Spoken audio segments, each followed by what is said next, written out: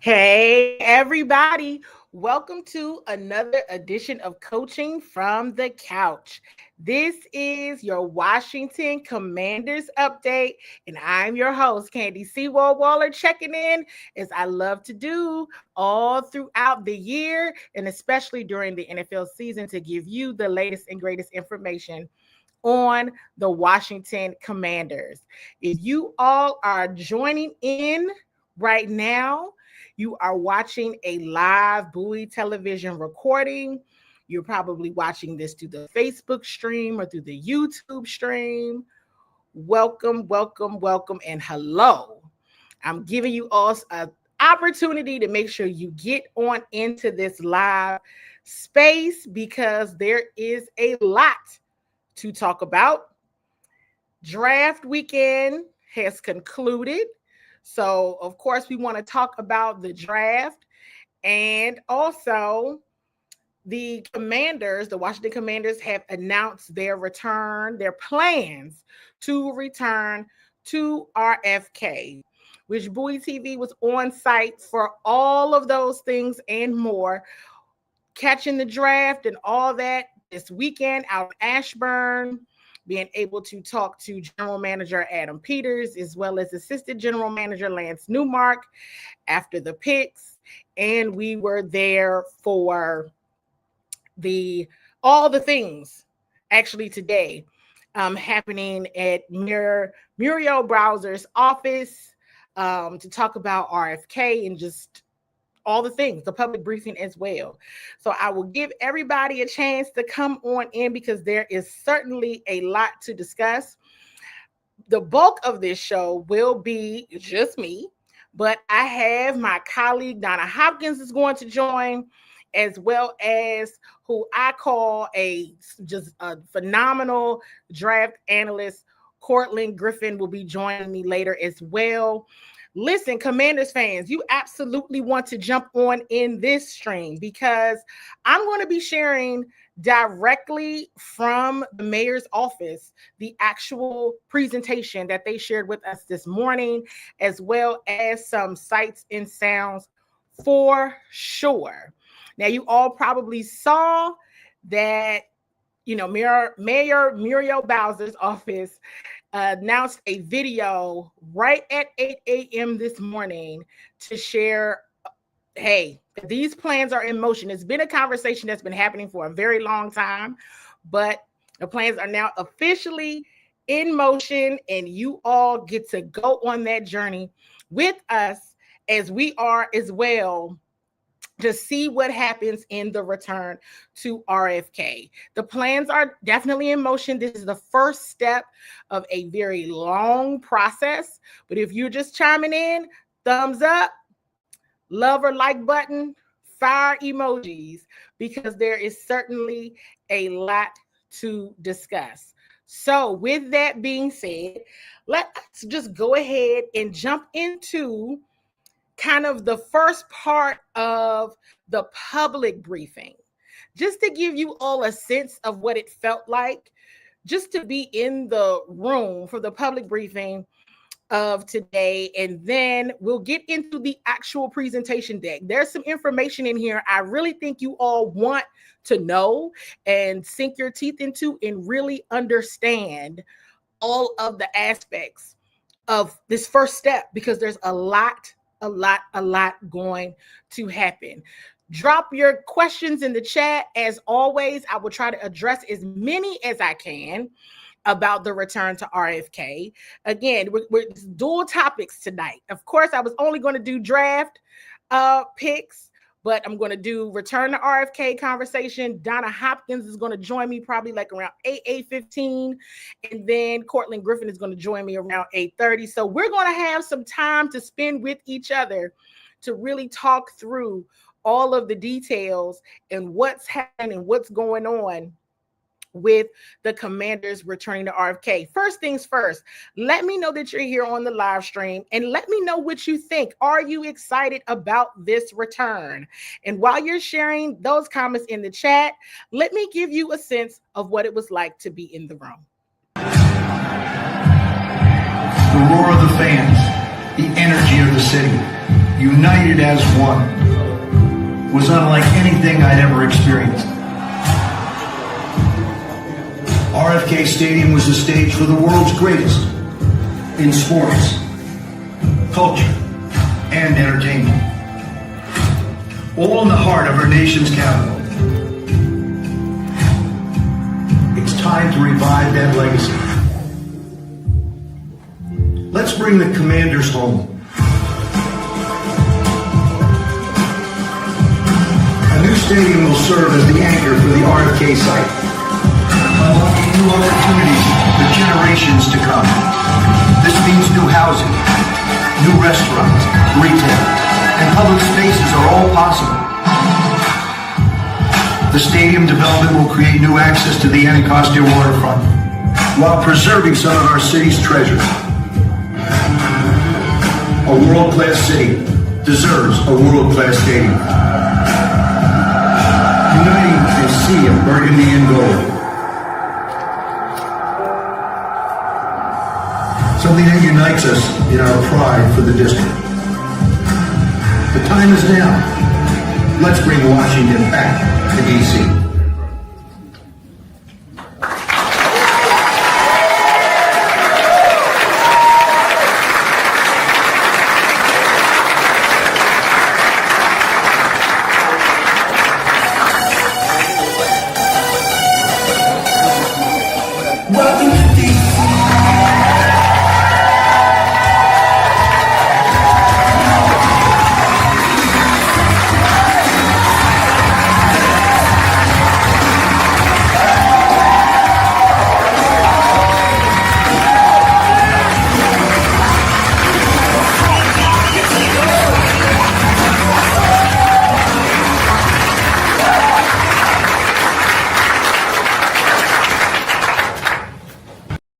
So, you know, I always try to give you a little good feel of what it actually felt like to be in the room. And I see Commanders fans are starting to chime in. It's okay to say hello. Trust me. I'll say hello back. And Mama Waller will be on momentarily. And Pops Waller will be watching from a distance. You all know this. And so, hey there, Eric Jessup. And they definitely had the music going. So continue to chime in and drop those questions in the chat. Before I get into, well, no, let me start getting into the presentation first. Love button, fire emoji if you're like, because I have a lot of content as always, right? So Josh Harris did a presser with just the Commander Sports Media Group after the public briefing. And then we have the presentation as well. So how about I do a little bit of both? Okay, how about I do a little bit of both? Let's see. Let's start here and let's just kind of go through. Can you all see the slides? Love button, fire emoji if you can see the slides. I hope that you can. I'm kind of zipping through it already because this one here is a picture of what it would look like on the inside. It's just a prototype, right? But there was so much here. And let me see. I kind of want it to be focused on this and not me per se. Let's see if you all can see this. Well, I'm still kind of on the screen, but now I'm not. Perfect. So this is probably a good, nice to have slide right here because it shows all the routes to deliver to DC is what they're calling it. And take a moment to take a look at this. When you see the icons there on the side, so the W, right, and then the DC flag, right, that's who kind of has the lead in ensuring that this is, created and done. So I thought this was a very helpful slide, if you will, to just kind of set the stage of who's doing what here. Then if we go forward some more. So now they're calling it, okay, kind of the transformation of the Capitol Riverfront. So these are all the changes that have happened over time in DC. And there's this picture here of, this is what the Nats Park area looked like before. Here's what it looks like after. So they really wanted to kind of bring that almost like picture back of, remember what it looked like down here. And now you can really understand and know, kind of not the vision per se for RFK, but just understand that they've gone through a transformation in the past. Now, I'll tell you, when they kept saying, 180 acres of opportunity in Ward 7, I was like, whoa, 180 acres? So this would be an entertainment district, right? And we always have to acknowledge the queen here. Mama Waller has chimed in. So, hey there, Mom. And so 180 acres of entertainment plaza district of a multitude of purposes. It'll be lots of things that will be going on there. They're talking about the overall investment and, just overall job creation. One of the questions that was asked, and I believe this was from Donna Hopkins, who will be on with me later. She was really talking about, she asked about displacement of residents, and the city of DC made it clear that no one would be displaced. This would be in addition to what they already have. So we will move on. And I see Kim, I see Kwame, I see Mazdak. All of the Commanders fans are joining in now. We got a lot of details here from today's presentations. So the Washington Commanders as a franchise are making the largest private investment in DC, with investing $2.7 billion, right? So I had to think for a moment, like, hold up a second. This is a team that just spent $6 billion to pay for it. And now they are committed to moving forward with $2.7 billion investment on this facility. An important point here was that it was going to require no cuts from the city's operating budget, which I thought was important to share. Love button, fire emoji if you're following along and can see the slides on the screen. But and I see this comment here with ticket prices. That certainly came up, and they're still working through a lot of things. This is still kind of like step one here, but that was definitely asked, of course. And let me make sure, I probably need to break out my notes from the day. But $500 million will come from the district's capital budget. Another $181 million will come from Events DC for parking. And then there's another $175 million, which would be given up front from the Washington Commanders and then paid back by the District of Columbia. So this is still a long process, but a lot of good information shared, and it's still very preliminary. I don't want to say it's preliminary, but it's definitely one of those things where you can tell everybody is really excited. So there's still a lot more to do and accomplish here, but they feel really confident about it. So this slide is kind of just overall what they're calling, economic opportunity and what has been brought forward from each one of the sports developments and everything that has happened in the District of Columbia thus far, right? With it was then MCI Center, now Capital One Arena, Nats Park, Audi Field, Care First Arena, and then the Capital One Arena transformation that they're doing now. So they wanted to give all of this kind of background information. This slide here was super duper interesting to me because it was talking about the Commander Stadium versus other NFL stadiums in terms of the public investment as a percentage of stadium and parking development costs.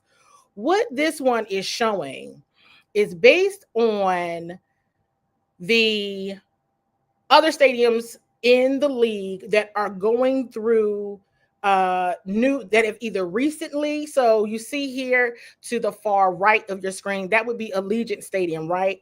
And then we know Caesar Superdome as well. And then the other NFL stadiums that are currently going through like new buildings and entertainment. Right now, the Washington Commanders at 2030 would only be having the public invest 24%, right? So this kind of shows that the Commanders are putting up a lot of money as an organization and not wanting the city, if you will, to kind of take that hit, so to speak, because that is a lot of money. Everybody, is a whole lot of money. So this kind of just shows their a way. I interpreted it as a way to show the franchise's commitment to DC. Yes, DC has to pay something, but the ownership group willing to still pay the bulk of that for the city. And I want to acknowledge this comment as well. Josh Harris's comments on them wanting to make it affordable for families was encouraging. And we definitely are going to share some of that as well in a moment. So, or maybe I'll probably get through this and then we can get into Josh Harris's pressers and get you all's thoughts on what he's saying. So this is also showing kind of what would need to be put forth in infrastructure, which is a separate thing, right? Just for roadways, a metro study that is going on right now. I think that all of these are very important points. And we'll continue to get updates as well. I mean, it's hard to keep up with just the overall numbers. And I know that's something that, you know, if you live in the district, and are aware of that, I know that is a heavy part of the conversation with their city council, but these are good numbers for everybody to have. Someone asked me earlier, so I'm going to share my answer to this question right now about what would you do in terms of parking or metro. So let's just go ahead and do the numbers. You see here, there's 8,000 parking spaces, but it is a stadium that is slated to seat 65,000. So it looks like public transportation would be the way to go, quite frankly. And so we'll see how this evolves as they start to do infrastructure and capacity studies as well. But it looks like public transportation, you know, metro, all that would be the ideal way to get there, considering the 8,000 parking spaces and a seated 65,000. But I think that, and that's a good question in terms of how many parking spaces did the old RFK have in comparison. I'm not sure. That's a great question. But somebody in the comments may know. But it's definitely something that I'm like, okay, that's just numbers wise, may not be enough parking spaces. But in other cities, one of the questions that I had in the closed briefing for the team was around best in class and whom else they've been looking at across the league in terms of, you know, stadium and design and infrastructure. And the three that they named to me was Atlanta, what they are building in Nashville, and then Allegiant Stadium. So I think that is, a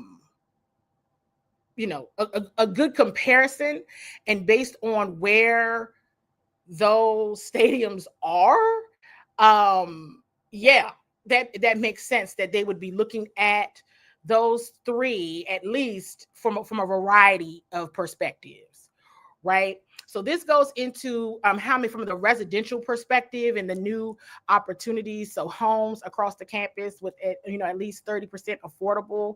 So this is something that they want to do. Like I said, it's a entertainment and plaza district. They are not looking to displace current residents. Instead, they're looking to add to the area. They're going to maintain the field at RFK. They're talking about additional investment to construct a new state-of-the-art sportsplex. One of the things that Mayor Muriel Bowser was talking about in the public briefing was the number of athletes from this area that do not train in this area and leave this area simply for that. They want this area to be a go-to spot, but in order for it to be a go-to spot for athletes to stay and train, they have to have a world-class facility. So this is what they are talking about in that regard of what that is. Also, just all of the green space. They're talking about having parks and green open space, because that is definitely a desire of a lot of the residents and people who come in and travel in the area as well. So this, was all very interesting. Now, this slide, I don't know how well you all can see it, but this is just talking about all of the different things, right? Now, if it's going to be a world-class stadium, it's going to be, a world-class sportsplex training facility. It'll have restaurants, bars, hotels, all the things. Of course, it will attract, it'll definitely attract concerts and all of those things as well. So that's always nice to have. They talked about, the stadium not being the only thing. This is in addition to all of the other amenities, and you'll continue to hear the phrase of a mixed use district.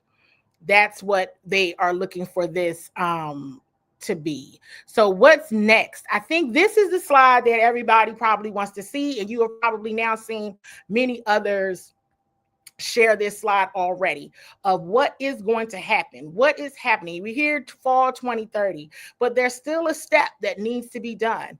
And both Mayor Bowser as well as Josh Harris and Roger Goodell was there today as well, you all. Roger Goodell was there. So I'm like, okay, this is serious. They talked about city council approval. So it does have to go through city council, looking to get approval this summer.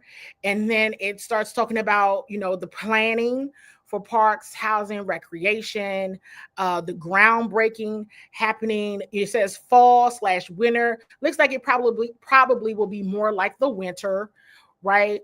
Then early 2029, the Plaza District is going to open, right? Or not going to open. Let me be quiet. Plaza District is going to break ground. And then the Sportsplex will be the ribbon cutting, and then the stadium opening in fall 2030. So just know this next step is really about getting DC City Council approval. And they said to save the date. So there's that. A lot of energy overall, you guys, with what is happening here. And I will tell you all now, I got the bug in my ear about it during the owners meeting. And I just kind of was like, okay, and it was like, oh, it should be around draft. And it's like, all right, because I'm wired with draft, so I really wasn't paying it any attention. And so then once we found out, okay, it really is happening. And I think it probably didn't honestly truly dawn on me until today, sitting in there being like, wow, this is really, really, really, really happening. Because, like, for example, you see here, I mean, the Washington Legends were there, right? Coach Joe Gibbs was there. Of course, Doug Williams is a team official, so he's typically always going to be there. Daryl Green, John Riggins. And so they had, some of your favorite Washington Legends there in the room. Adam Peters and Dan Quinn was there. Others of the ownership group were there. And so this is something that is, fully is supported. it is supported, and the energy is really in the space. So with that being said, this is a very realistic preview of me taking footage from the sports media group Scrum with Josh Harris. The view, it was everybody crowded around. So I know you all will be like, okay, you weren't in the front, Candi, but at least you got something. So we split this up into 2 videos. But drop in the chat any questions you have, any thoughts you have about what Josh Harris is saying here. These days we're cheering for the old team, watching the CWalls, watching all the greats, including some that were with us. So for me to be able to allow for the city to have the same excitement that I had growing up, that we've been missing for so many years, that's really what it comes down to. So it's an amazing feeling. To have a roof and the potential to get a Super Bowl, how important was that to you guys? This is about DC and making this more than just a stadium and making it attractive. I mean, think about it with the Washington Monument, the Capitol, and the Anacostia River, and this is going to be the most important stadiums in the world, right? So, we needed a roof to be able to attract amazing events, and the Super Bowl got thrown out there. Obviously, we're working on the commissioner hard, but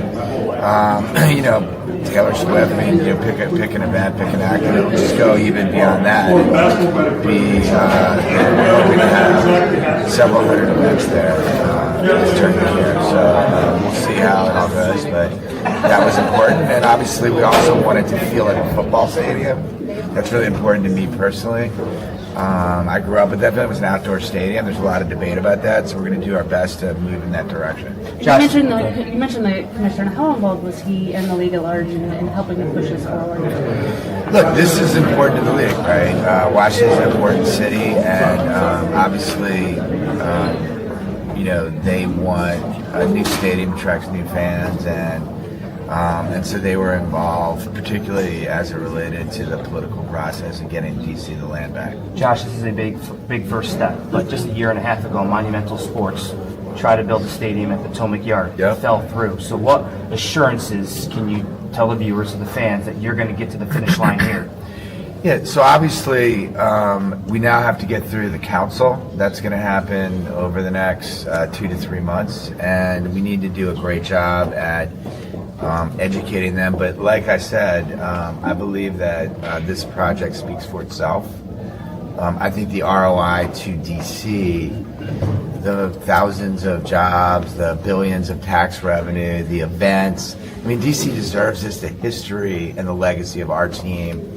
I think it's going to sell itself, and I think DC, as the mayor said, it's an entertainment and travel economy, and it's got to replace some jobs. And so I think that DC, the council, will recognize what an incredible opportunity this is, as we did, and hopefully come around. So our job is to be transparent, to give them the information they need, and be supportive. And I believe this project is great. And DC has an incredible track record as a city, whether it be Capital One or a bunch of the other things that have gone on here, of creating real neighborhoods around their stadiums, their arenas, their sports venues. They've done this before.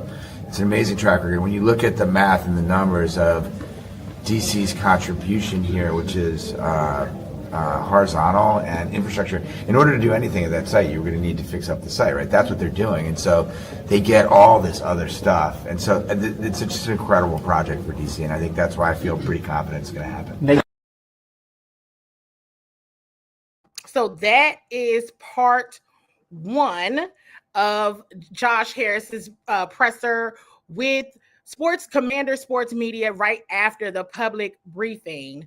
So I saw a question in the chat that said, what's going to happen with the Maryland Stadium? So earlier today, I posted on my Facebook as well as my X a statement from acting Prince George's County Executive Tara H. Jackson. And what they shared with us today, what the team share with us today is that they're going to continue to play in Northwest Stadium in Landover until they go to DC. If, they in fact go to DC, right? They will continue to play there. They are committed. We heard this from Washington Commanders president Mark Klaus, as well as from Josh Harris, that they are committed to continuing the renovations, continuing all of the improvements. They're not going to leave Maryland high and dry. But Maryland also understands they're ready to move on. But they are, in fact, committed to continuing what they've started, continuing with all the things that they have planned, and they're not going to leave them high and dry at all. So Northwest and Landover, still there. And the plan is that will also become a world-class sportsplex entertainment type of district. Once the Commanders leave, we already know that they're already holding several activations, right? Concerts, Kendrick Lamar coming, Beyonce coming back. They have a lot of things going on. So that will continue to be utilized per the acting county executive as well as what team officials shared with us today. So let's see. This question is from Cortland, who is one of our guests later on. So you all, I got Donna Hopkins is going to join, who was there with me earlier today. So she will be on with me to talk about her perspective and what she saw. And because let me tell you something about Donna. Donna is in with the legends. Okay, when the legends are in the building, Donna Hopkins is a legend as well, because I literally saw Darryl Green make sure that the Washington Commanders president, Mark Klaus, knew who she was. I watched that happen right before my eyes. I was like, oh, okay, let me step back, because they Super Bowl champs. She is Super Bowl champ too, because she was covering the team, so he had to make sure they knew who she was for sure. So she'll be on, and then draft analyst Cortland Griffin will be on to talk about the draft picks, because y'all, we still got to talk about the draft. This is a big time, exciting time. Love button, fire emoji. If you understand, this is an exciting time for the Washington Commanders. Okay, a lot of great things going on for sure. I want to get into part 2 of the Josh Harris press conference, and then I'll see if you all have any more questions. I want to go back, because Donna knows more about the Dan Snyder era than I do, right?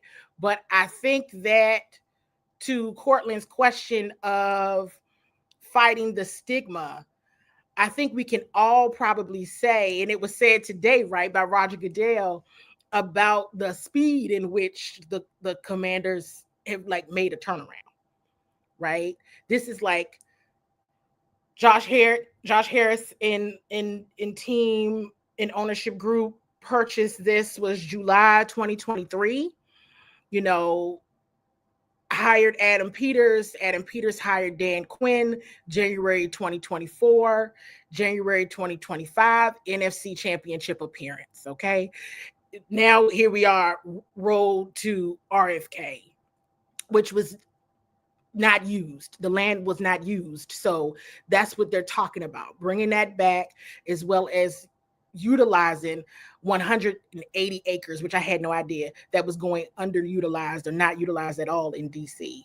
So this is, to Cortland's question, you're seeing almost the fast track, right? Because you're seeing things happen from a business perspective, but then you see Adam Peters, right, and his staff, and Dan Quinn and his staff do a thing on the football field as well. So I said, okay, it's perfect to talk about both, right, the stadium and the draft picks, because we got to talk about the draft picks, you all. Got to talk about the draft picks. There's still time. Love button, fire emoji. Let your Washington Commanders loving family and friends know there's still time to join the live stream before the guests start to enter the virtual room. So now, next up, it's the second part of Josh Harris's press conference. Getting this affordable for families. What is your vision for that, for a family to go to a game, and that PSL aspect as well, because that's a big talking point with season ticket holders right now? Yeah, obviously we are focused on the affordability. In fact, every year when I sit down, the management team brings me here's how we're going to price different things. And my first question always is, how do we make it so that a family that doesn't have all the money in the world, or can be included in this? And so that's something that I focus on every year. And obviously, with the new stadium, we're going to focus on that and make sure that we'll have affordable tickets, even in the context of PSLs, which I know people talk about a lot. PSLs are part of building an NFL stadium, but obviously you have to be careful that it's priced and that there's a variety of pricing options and that there's affordability, and we're going to work hard on that. How far are you along with the actual design and architecture of a new stadium? And are there too many bells and whistles that you have already kind of said, hey, we kind of need this? We are starting the process. In other words, we're picking architects, we're picking design firms. We have sketches, but and we've obviously been visiting different stadiums, and we're going to ramp it up, right? And obviously, this is a city stadium. There's commissioner threw out a bunch of names that have recently occurred, and so we're beginning the process. And there's only so far you could go without this moment because of the reality of the press and leagues in the city, and we needed to make sure the city was on board for it. Now we're going to get going on all the details. Joshua, any of the parking be underground? Right now we're talking about structured parking in sort of parking buildings and a very small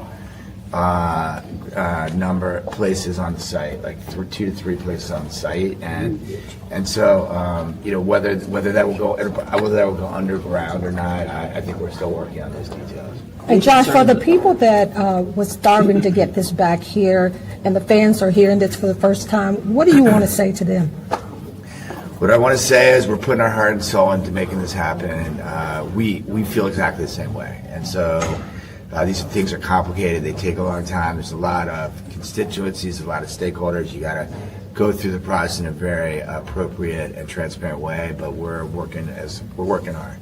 Josh, any concern that the president's call to, quote, end special tax breaks for sports team owners would make financing projects like this more difficult? Yeah, I'm focused on building the stadium, and I don't think we're gonna do our best to financially make it work. Josh, what's helpful, or what's maybe the most helpful? Your connection to the team, the growing up, the business person, the being an owner of other teams. When you're talking to the city council, what kind of stuff do you lean in on from your experience? I think that it comes down to me growing up here is a big deal, and me having experienced what it was like, and what that does is it gives me the vision for what it could be like, and I can speak very authentically about the experiences that I had, the memories that I had, and here as an upper middle class kid that grew up in Chevy Chase, that got to really rejoice about the one game a year he could go. And people identify with that. I think that's the thing that's the most telling. We're gonna take 2 more, guys. There's no plans for a new practice facility at this stadium. You guys are doing construction out in Ashburn. Is the plan at this point to just keep it in Ashburn? Yeah, I think that the team likes it out there. We like the fact that we have connectivity in 3 jurisdictions. That's who knows over many years, but right now that's kind of the orientation. Who will be responsible for the cost overruns for this project? We will. Team will. Thank you, Josh. Thanks, Josh. A team that paid $6 billion, now investing close to $3 billion on this. I saw a question, and I want to make sure I go back to it and acknowledge it because it is a very important point. And I talked about this a moment ago with the presentation slides, with that first step being council approval.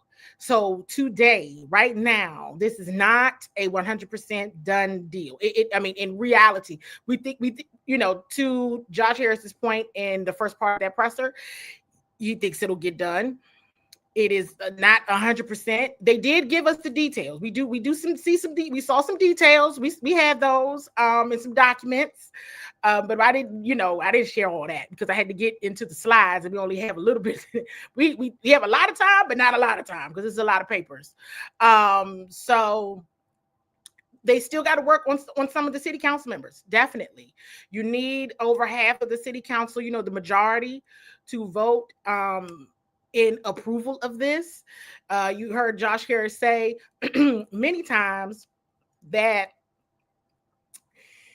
he's going to be talking to them, right? And that's one of the things that he shared in both part 1 and part 2 of the presser, that he's got to be able to speak authentically about his experience. They have to be able to talk about, one of the things that I look at when I see this is just my opinion, but I think they were, touching on this today, is that they need to be able to address everyone's pain points. One of the questions I had in the closed briefing, one of the questions that Donna had in the closed briefing was about displacement of residents. They confirmed they're not displacing residents, and that's not what this is for. They said that in the closed briefing and the public briefing. One of the things that I asked in the closed briefing was around the concerns for increasing crime and the increase in traffic.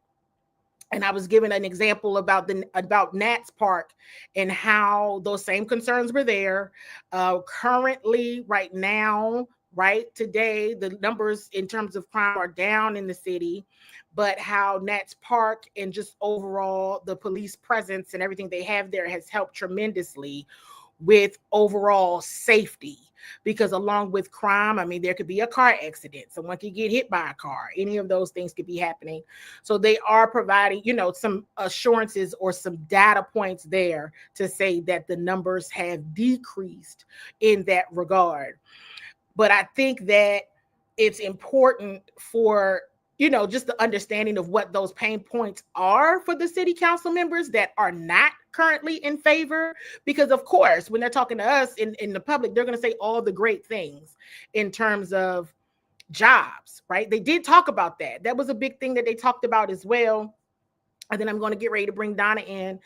They talked about as well the gut-wrenching point of many DC residents and Washington metropolitan area residents, and potentially even more, are losing their federal jobs. They need jobs. This is an opportunity for jobs right now. So that is going to be one point that you're going to continue to hear in terms of economic development, and the fact that so many Washingtonians are losing their jobs, and more to come, and they need opportunities, and so they see this as an opportunity, and they're calling it the sports capital, which I think is kind of cool. And so it was a great day. Let me bring in Donna Hopkins. Love button, fire emoji for Donna. Hey, Donna. Hey, Candi, we still hitting the ground because today has been a busy day. I don't even think I came up for air, and I know you haven't. No, I have not. And I was like, what are we doing here? Right? Like, it was just like, it was, it was so tiresome. And because we were in Ashburn all 3 days. We even started late night. You all started playing some competitive games. I was just the instigator. I was just I was trying to help y'all get through the draft, because we were there to 1 a.m., close to midnight one night, and then we thought we were going to get out of there at 5 or 7 o'clock the last night, and we didn't get out of there until like close to 10 o'clock. We were there like 12 hours. In the trenches. In the trenches. So then we went through all of that, and so we got Cortland going to talk about draft picks. But today went through all of this. And Donna, overall for you, because like I was saying earlier, and like so many in the area know, I said, hey, it is what it is. I saw it today. I see it all the time, right? Charles, man, he comes in, he speaks to Donna before he speaks to anybody else. He don't even see anybody else. Donna Hopkins, everybody. What did Dexter Manley tell me? Oh, you hanging with Donna? Yeah, stick with Donna. You'll be all right. You're going to make it if you stick with Donna. Thank you, Dexter. I'm going to make it if I stick with Donna. So for you, just like them, right? What was today like for you, Donna? Yeah, I was in awe because this is a win-win for everybody. You're talking about a stadium, RFK, where they bled. You could hear the bleachers rocking. doing game time. 35 years they played at RFK Stadium. And finally, after all of these years, going through multiple ownership, 100 coaches, they finally got the quarterback right. And to finally get the facility where you get it back to DC, Josh Harris talked about why it's important to have it back in DC for so many reasons. They said that create jobs, opportunities, facelift in that area. That's a win-win. I mean, you're talking about 180 acres, like you mentioned, and that's a lot of land. I didn't even think it was that much land down there to be developed. But I mean, it's the perfect situation, but every piece has to fall in place for it to work, from the infrastructure, highways, because I know coming down 295, it's a nightmare right now because I used to come through the city to go to RFK Stadium. But as Mayor Bowser said, that this area was for a stadium, so the metro system is already there. You literally walk across the street and you're at the stadium. But this was kind of fun because to have a new stadium finally go up down in the district where Josh Harris said that, I can remember Sunday night games and they're scanning the Capitals and everything for night games. And it was a great backdrop. So I think that finally, if you're going to have a fresh breath of a team that's getting back to the winning days, back in the Super Bowls where they won Super Bowls there, because I asked Daryl, I said, hey, Daryl, you started your career at RFK Stadium. And guess what? With Super Bowls. And he said, yeah, I came there, a little kid out of Texas. And, that I started my career there. So he's excited about what this means also to the city, to the team, to the fans and so forth. So it's a lot of nuggets to take away from there. But when you're talking about creating jobs, affordable homes, affordable homes, what does that mean for middle class and the class under there that may not be able to afford that? But I think that they're still working out the pieces, Candi, and it's so many things that have to take place before this to be signed, sealed, and delivered. Right. Now, today was your first time meeting new president of the team, Mark Klaus. And share with the viewers here, what were your impressions today when you met Mark Klaus? Again, the Commanders got it right. They got it right when they hired Adam Peters, Josh Harris taking over the team, Dan Quinn becoming the coach, and Mark as the president. You're talking about a guy that really knows his stuff. I mean, I watched him in the presser that we had early on before they announced it to the public. Mm-hmm. And when he was answering the question, it wasn't no stumbling over his words and whatever. He was really knowledgeable. And talking to him just a little bit, today, he talked about being in the trenches and having gone through various business deals and so forth. So he knows his stuff, and he has a great personality, really inviting personality. But it's his knowledge about this that I'm really impressed, and what he's trying to bring to the Washington fans and to this area. They talked about the fan experience as far as, at the stadium. And we know that fan experience is not the same where we've been on the road, Candi, and we saw the fan experience with just up the street with the Ravens and Atlanta and at other stadiums we had. So he's trying to really hone in on really making it an affordable experience for the fans and everything. So, but Mark is such a class act. Love talking to him, and I'm looking forward to really getting to know him. Even in this short time, I know that he's the real deal. Yeah, I wanted you to share your experiences meeting him for the first time, because I think that's a very important point, that I think in terms of just what the culture that Josh Harris, the ownership group, wants here. And that kind of happened, I don't want to say under the radar, right? But remember, he started when the Commanders were in the playoffs. So we were like, oh, hey, Mark, we weren't even paying any attention to him either. Oh, okay, okay, that's nice. And we weren't even paying attention to him. Hey, Candi, he had to hit the ground running. He had to go time. Right. And because now we know, right, that they've been, like he told you, like he said, in the trenches of really understanding what is required to have the ultimate game day fan experience. And he's talked about the traveling that they've done. Donna, you just brought up a moment ago, going back to the stadium thing, because I missed this point. I know Mark shared, Atlanta, what the Titans, what they're building in Nashville and Allegiant Stadium. But one thing that I think Roger Goodell or Josh Harris, either or, in the public briefing, they were talking about stadiums in cities. So you just mentioned Baltimore, although they didn't mention Baltimore today, but that's a fact, right? The Ravens, they have a very nice facility and a fan experience and engagement of what they do. But they mentioned Detroit. When you said the playoffs, it made me think about it. Of course, they talked about Atlanta. Off the chain. Let me Detroit tell is you, off the chain. you go there, the experience. I wanted to hang out there and hang out with them and chop it up.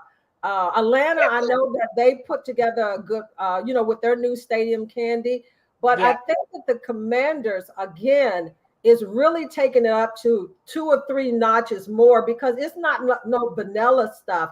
They want to do it right this one time.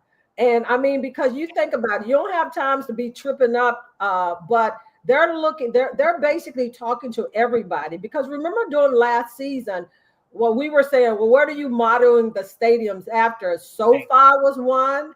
If you've ever been to Minnesota, it's a nice one.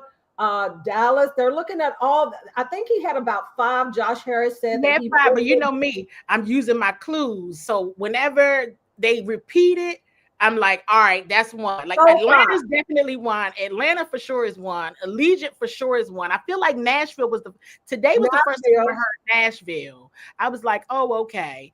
But bringing up the city point of Detroit, because of what we just experienced in Detroit, I'm like, yeah, now that's a fan experience right there. That was nice. Yeah, and the thing that makes the Metro, I know that out at what is the Northwest Stadium, they had changed the name, that I had to think about what the name was. The Metro is a little ways away, and it's still, you can get there, but it's about a mile away. But the thing that makes DC so great is that it's literally across the street. You walk across the sidewalk and you're at the stadium. So that means that the fan experience will be even greater because of that. And Candi, they talked about the Metro, where they're going to upgrade the Metro and all of that. He said, no, ain't going to do that. Because look, when you look at the numbers of what people are paying, like Candi mentioned, close to $3 billion. And that's just for the stadium for the Commanders. But the Commanders are paying other pieces of the development of that area, as far as the whole little campus and everything. And then the city is paying so much. So for them to invest that much money, I just need a little piece of it. I was like, how much money? A little bit. Yeah, and I see the comment here from Bernard Plummer saying, just have space for tailgating, please. They committed to having tailgating space. That the design includes tailgating space. Again, going back to all these cities that we named that have elite, world-class, best-in-class stadiums that are in cities. Now we know some are not in city, like Arlington, they're not in a major city, so they got a lot more parking, they got a lot more space. What's another one we've been to that is not like not like that kind of city, like DC? It popped into my head. New England isn't right.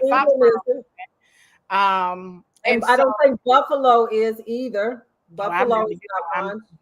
Yeah, but Candi, this is the thing. This is how much the Commanders are invested in making this happen.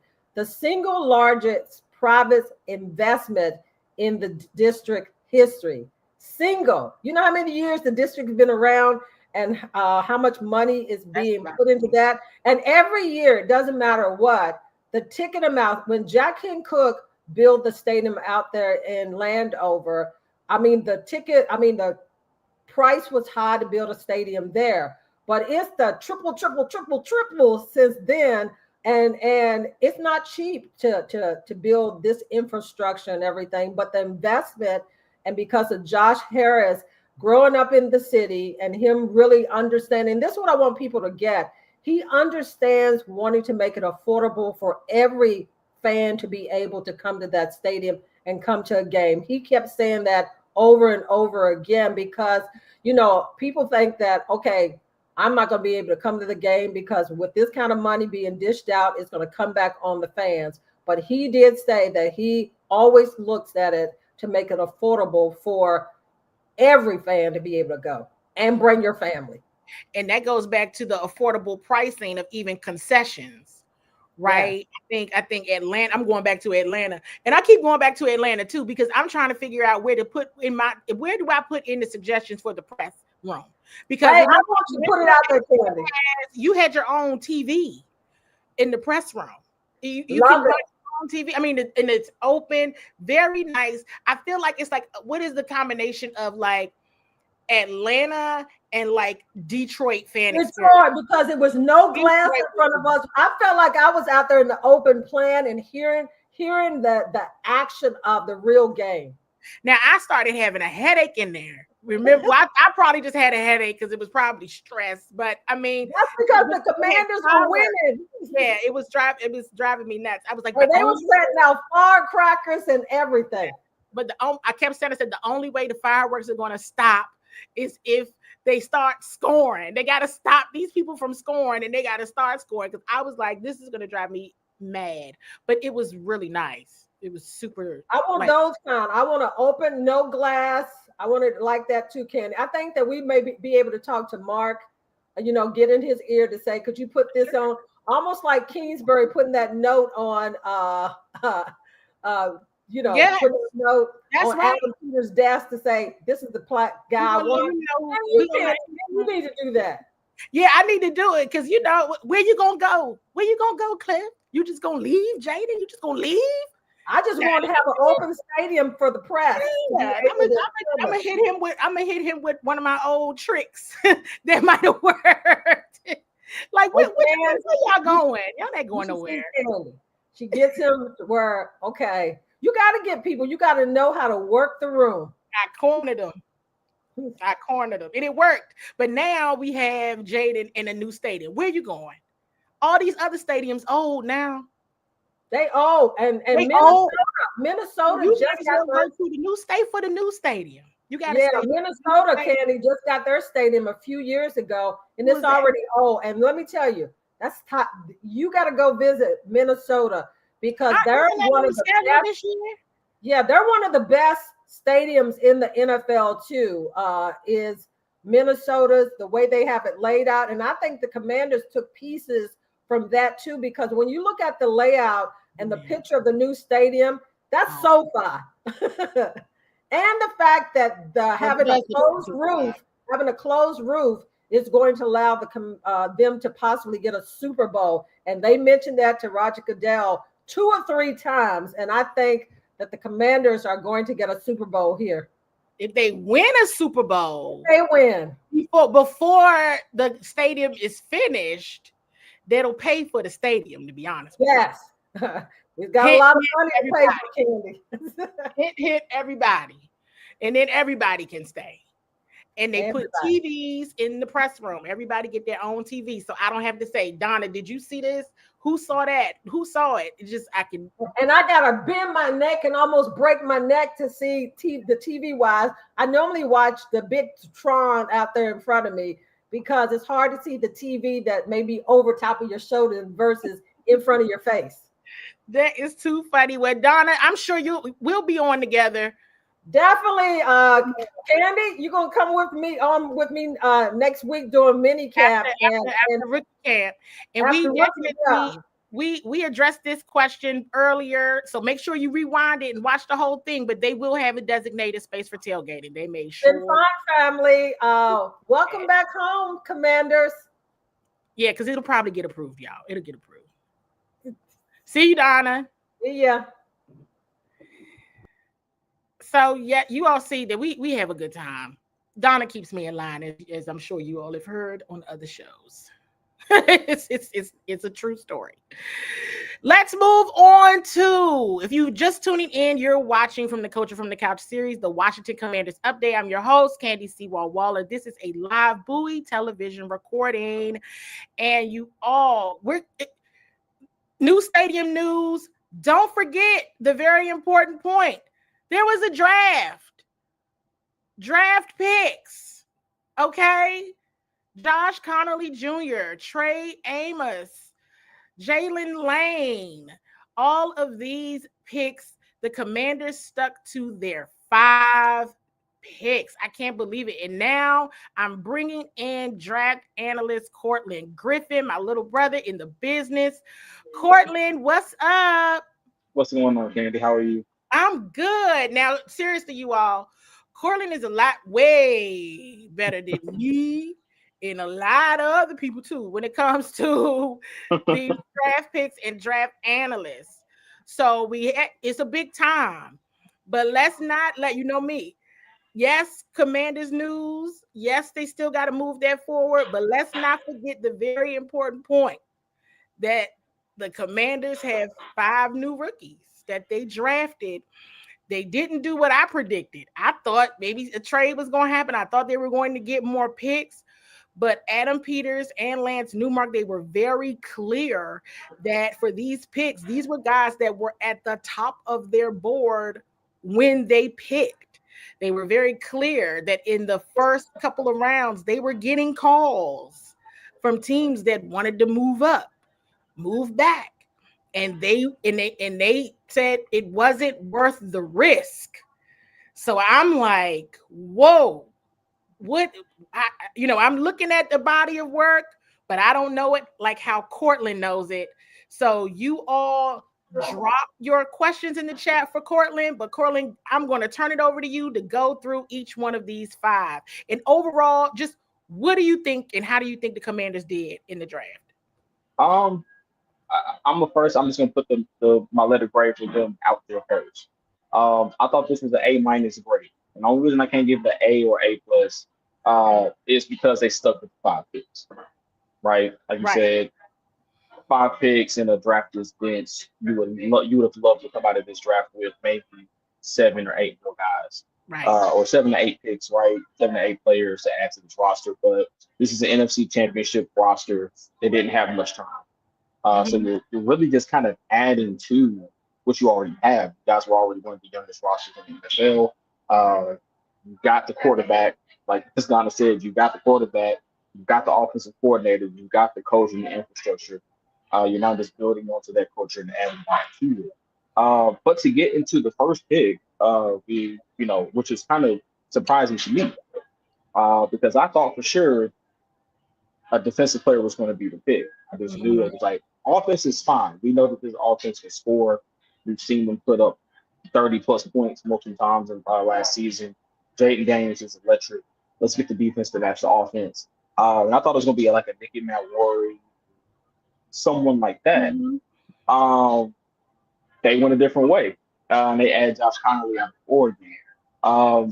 Now, a lot of people splash reaction was for this pick was why offensive line? You trade for Laramie Tunsil, you're going to get Sam Cosmi back. You drafted Brandon Coleman, who's been a solid starter for you. And why would you draft an offensive lineman that's not at a tackle position that's not going to start? Well, the good thing is he can start. You have a right guard position that is very much so open. There is a player that is holding that spot, but Connolly can now kick inside. He has the skill set to kick inside, play guard, and this offense can put the best 5 offensive linemen on the field. Laramie Tunsil will be taking Dayton's blind side. Brandon Coleman will lock down that right side. You're going to get Sam Cosmi back healthy. We played very solid even through the playoffs, and unfortunately we lost him to injury, but he should be back and healthy. And then Tyler Baez manning that center spot. So you're going to get these 4 guys that have played together in the spot that rookie in just to play and learn with 4 veterans that have now playoff experience, which is valuable.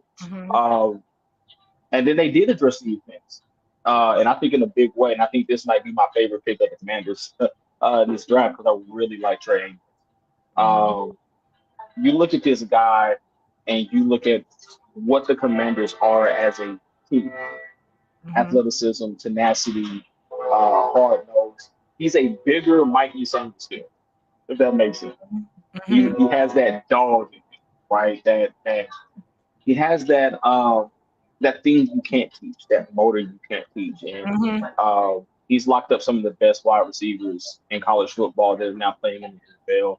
And he now gets to add to that Mikey Sanderson room, that room with Marshawn Lattimore, and possibly lock down that opposite corner spot to make this team a rounded out secondary, kind of take some of these more high powered offenses, because you have a division where CeeDee Lamb exists, AJ Brown and Smith and Devontae Smith and these guys exist. So you have to have some guys that can go out there and take that ball away and cause turnovers. So he could definitely slide in. I think they got 2 instant starters at least out of these 5 picks. Now, the back end of the draft, because they did not take in the 3rd round. So they did have a 4th round pick in Jalen Lane.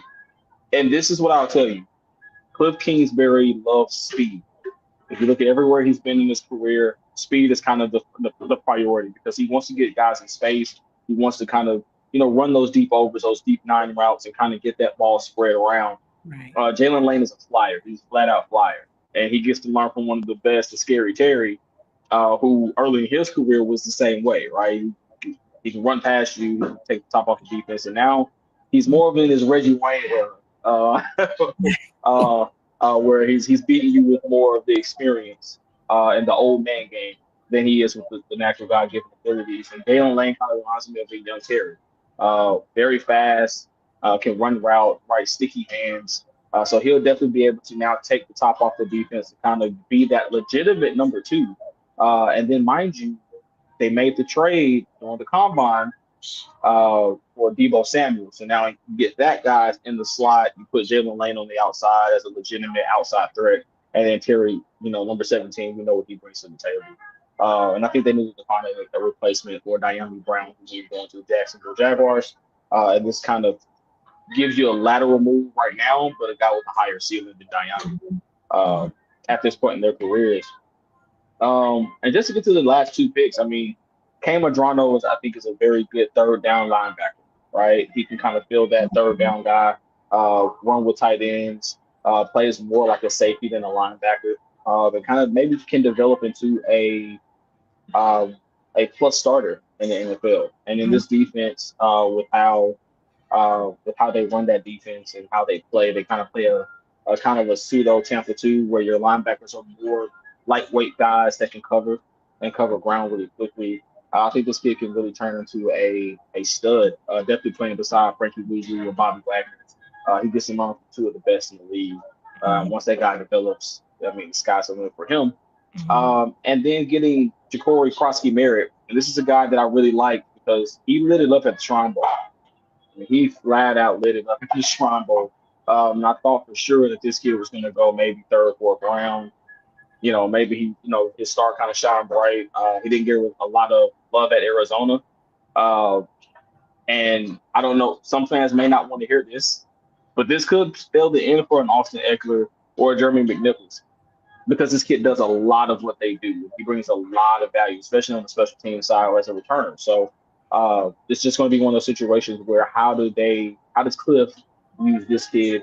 Does he catch on to the offense very quickly? Because he is a 2nd round pick, and it is an uphill battle to make the roster as the NFL. You've got a ton of guys, 90 players are trying to make the roster, and before they cut it down to 53. So, like I said, all in all, A- draft. And I mean, I don't think Adam Peters could have done better with more picks. I mean, he like you said, top of the board is in this draft, in a draft like this, top of the board is what matters, because there's so much talent. We saw guys that maybe should have been 2nd round picks fall to the 4th.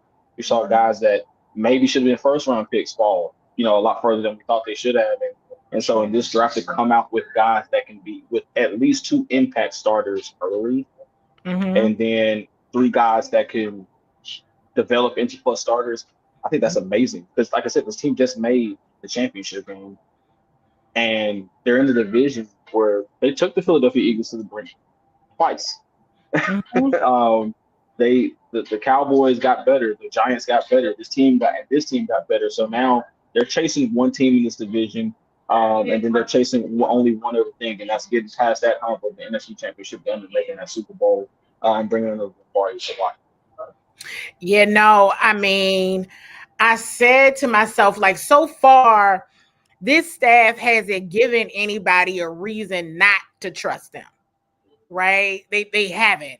So when Adam Peters is saying these are the guys that were it just so happened that they were the highest on their board, right? And I think everybody needs to understand even that, right? Like there's draft boards, there's draft analyst boards, as you know. But when a team says they were the highest player on our board when we picked, so we picked the best available on our board, that's huge. And It's really, really big. and as an analyst, right, I can make a million into big boards. I can make a million into mock drafts, and as you know, Candy, I can run through them like clockwork, and I do them in my sleep. But there's a difference when you talk to GMs, right? And we talk to scouts at the combine. We talk to Adam, and you get a feeling, right? He sees a guy, and his eyes light up. Like he talked about a couple of guys at the combine, his eyes lit up. Mhm. And when you see that with a GM and a guy with his background and what he's done with the teams he's been a part of in San Francisco, they built a team from the ground up with draft picks. They didn't do it through free agency. They got guys and they developed it. And now you see what he's doing here, right, in Washington. Jaden Daniels, drafted, and all these other guys. This is a drafted team. And when you have a drafted team, they come cheap, right? Of course, you have to pay them eventually. Right. But when you have a drafted team, you also have a cohesive team. You have a team that has a plan, and you have a team that comes in under one banner. And I think that's amazingly huge for this team because you get some of these guys, you get free agents that come in, and they don't buy in. And sometimes they can throw the feng shui of the team off.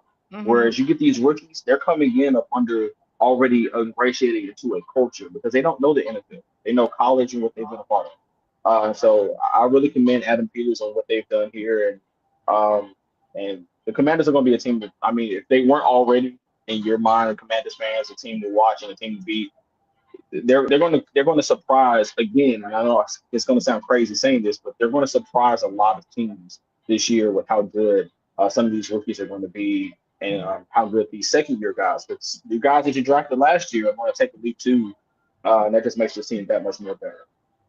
Absolutely. I mean, when I asked Josh Connolly Jr. about his game or how he would describe his game, he said he's cool, calm, and collected, but like when the ball snapped, he snapped.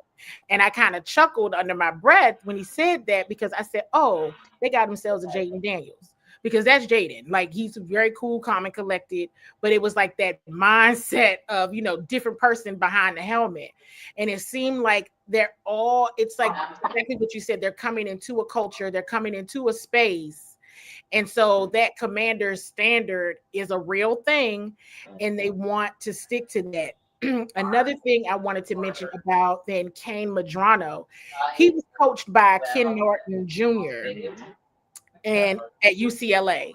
So this goes back to the point of the connections, right? Who knows who? Who's able to stand on the table and say, this guy is a fit. This guy needs to be here. So I thought that was a really important point. And I think it's Ja'Cory. Is it Ja'Cory? It's Ja'Cory, right? The seventh. Yeah, Ja'Cory Prosky-Merritt. So Ja'Cory, the interesting story about him, I think he just played like one game in Arizona, and then because of like the rules or something, he couldn't play anymore. But what they said about him was that Ja'Cory still showed up every practice. Every practice, every game, you would not know that he wasn't playing. His preparation, his advocacy for his teammates, he didn't go with an attitude. He wasn't sitting in the corner. He continued to work very, very hard as if he was playing, going back to what you said about he lit it up in the Shrine Bowl. Yeah. And Candy, you mentioned something that I think a lot of fans don't really understand on this side of things. Relationships matter. Relationships matter. Relationships matter. When you're talking to these players, yes, some of these guys are immensely talented. And I mean immensely talented. I mean, there's some guys in this draft class alone. When I was doing tape study, I'm like, this guy's amazing, right? But then you start, like you said, Ken Norton Jr., being coached by Ken Norton Jr., right? And that connection to the franchise. And that matters because now he may be, I can now, if I'm Adam Peters, if I'm, team president or whoever, I can now go in and say, hey, Ken, what about this kid Kane, right? What do you know about him? Well, maybe there's a little bit something that we're missing on the personality side that could make him a more steady, right?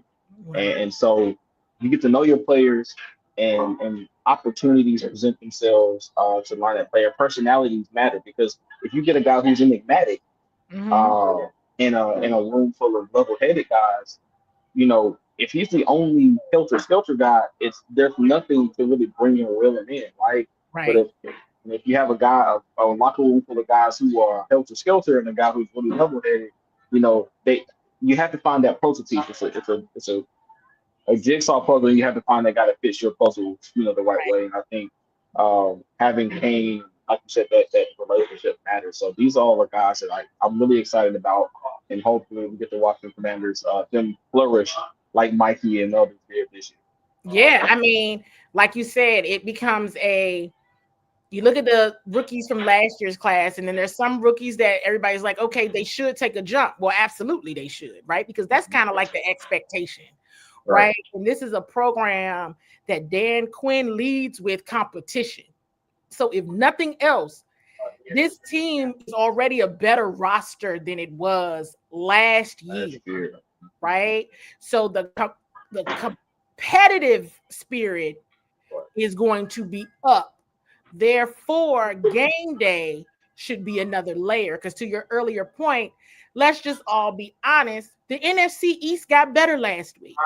The NFC had a very good draft. I'm always going to keep it objective. Very good draft. And I think each 4 of those teams added pieces to respond to the other teams. The only way you're going to get home field advantage is if you win your division. So it's clear the type of time the NFC East is on. Everybody we got to get better on their minds. Yeah. And like I said, man, like watching that NFC Championship game, the difference. And we saw the difference between those two was the trenches. The fact that they addressed that, right? Of course, like Sam Cosby wasn't there. Unfortunately, he got the injury against Detroit. So you were down 2 offensive linemen, multiple offensive linemen. But now like I said, you get to this guy, Josh Connolly Jr. He was good. I mean, Washington Commanders, I know you guys, a lot of football fans don't watch offensive linemen play. They're not the sexy pick, right? They're not the sexy football that you like to see. You're watching Terry McMillan, you're watching Jaden Daniels and others. Once you see this kid hit the field, you see him move a grown man off of his feet. And where he started is not where he finishes. Right. Yeah, no, I mean, I think, I put it like this. For me, I felt better about the Giants getting Abdul Carter. I was like, oh, Adam, they got a response for that. They were ready for that one. So they got a response for it. So, or at least some competition. They were ready for that. Finally. Yeah, and I like to just throw a word out there when I'm doing draft grades and things.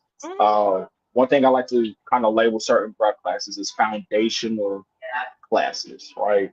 Building block classes. Last year I felt like was a building block class, and it's rare that you get a team that has 2 building block classes back to back. This is another one of those foundational draft classes for the Commanders. And I think 4 or 5 years from now, when these guys are in their second contracts, this would be one of those classes. These are 2 classes, the 2024, 2025 classes, that they'll look back on and say, remember when these guys were drafted, right? And look at where this team is now, so on and so forth. So, yeah, man, Like, Candy, I mean, you get the joy of covering them in their NFL careers. But I'll be watching from a distance. But I mean, it's going to be fun. I mean, Commanders fans, you got some dogs in this team, man. Yeah, no, I appreciate you coming on. The other thing I wanted to talk to you about, because just going back to stadium, because Cortland covers the Tennessee Titans. So you know all about the kind of development based on what's happening in Nashville. Like I said, today was the first time I heard a team official mention Nashville and pulling in some of, what they're doing, what they're building. So can you share a little bit more before we close out for the evening? Yeah. So I mean, the stadium was commissioned last season, or end of last season, I should say. They've been building on it all year. Or not the end of last season. Sorry, end of the 2023 season. So they've been building it, and it's starting to come together. The skeleton's already kind of. I sent Candy a picture of it earlier. You can really see it's already as big, if not bigger, than old Nissan Stadium. But it's going to be enclosed. The Adams family kind of ponied up most of the money. So it's kind of a situation with the Commanders, same situation, right? City council didn't want to charge the citizens a bunch of money, right? They didn't kind of want to get into another situation with old Nissan, or Adelphia Coliseum, as it was called when it first got built. They kind of wanted to keep it more cost effective for the community. And so that kind of helped with getting it passed and commissioned. Ground was broken last year. It's about, the last time I checked, they said it's about a quarter of the way done. Of course, it's going to be a gorgeous stadium. Hotels, they're going to have hotels around it, convention center, and they're hoping to house NFL events. Of course, the Super Bowl is the end goal, but they also, are looking at, if the combine does move in the future, they want to be able to host the combine or host, the draft again, things of that nature. So, gorgeous. It's going to be a gorgeous stadium, gorgeous arena.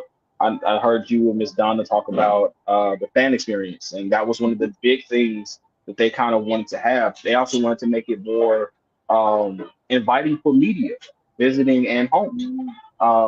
And so I don't know if we're going to have TVs in the booths. Atlanta, but, I'm telling you, you go there, they got this. Everybody got their own TV. Like, it's dope. Can you hear me? Yeah, I can hear you now. I'm sorry. I'm about to say, wait, did I go out? Yes, everyone has their own TV. Oh, that's great. And I do know that they did kind of show like a mock-up of what the media booth would look like, and it is open air with the ability to close it off.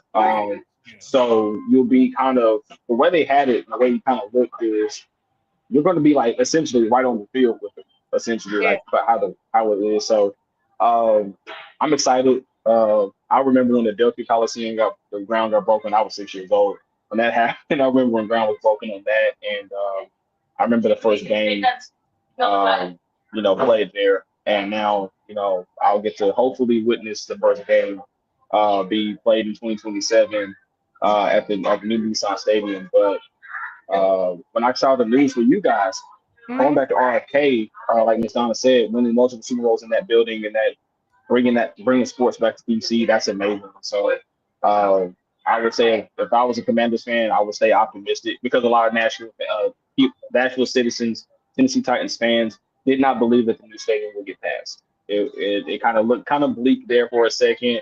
Looked like it wasn't going to get voted in, and then they finally kind of said, "Hey, we're working on some things.